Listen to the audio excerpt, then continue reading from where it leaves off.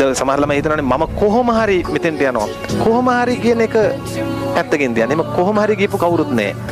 හැමෝම වර්තමානයේ හොඳට වැඩ කරලා තමයි එතෙන්ට ගියේ. එහෙනම් ඔය දරුවෝ හිතන්නේ මෙහෙම මම වැඩ කළොත් මං එතෙන්ට යනවා. ඒකයි හිතන්න ඕන. අපේ ළමයින්ට පැටලෙන තැන් කොහොම හරි යනවා නෙමෙයි. එහෙම යන්න බෑ. එහෙම කොහොමද යන්නේ? හිතන්න ඕන කොහොමද? මම දැන් වැඩ කළොත් මම එහෙනම් ඔය දරුවෝ ප්‍රශ්නේ එන ගානේ කොහොම හරි කරලා හොද්දට වැඩ ටික කරන්න. මේක වලගේ අයියෙක් අක්කෙක් ඉන්නවා නම් ඒගොල්ලන්ට කියන්න. ඒගොල්ලෝ රැකියාවක් කරනවා නම් ඒගොල්ලන්ට ප්‍රශ්න තියෙනවා නම් ඒ රැකියාව හොඳට කරන්න කියලා. කරන දේ හොඳට කරන්න කියන්න. තව දෙගුණයක් මහන්සිලා වැඩ කරන්න කියන්න. අන්න එහෙම වර්තමානයේ හදද්දී අනාගතේ එන්න තියෙන ප්‍රශ්න ටික පැනලා යනවා. හැබැයි පුතා ප්‍රශ්න කියනේවා එන්න තියෙනේවා. ප්‍රශ්න කියන්නේ ඔක්කොම ආපු ඒවා නෙමෙයිනේ එන්න තියෙනේවා. එන ගානේ අරක හිතන්න.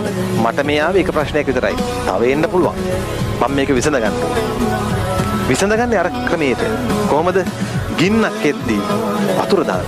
ගින්න නිවෙන්නේ ගින්නකින් නෙවෙයි.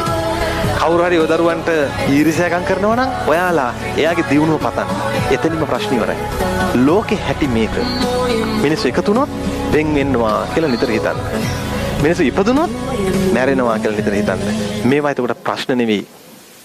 දුකක් තියෙයි. ගොඩක් කල් නැති වෙයි. තේරුණාද? හැම කුණාටුවක්ම හැමදාටම තියෙන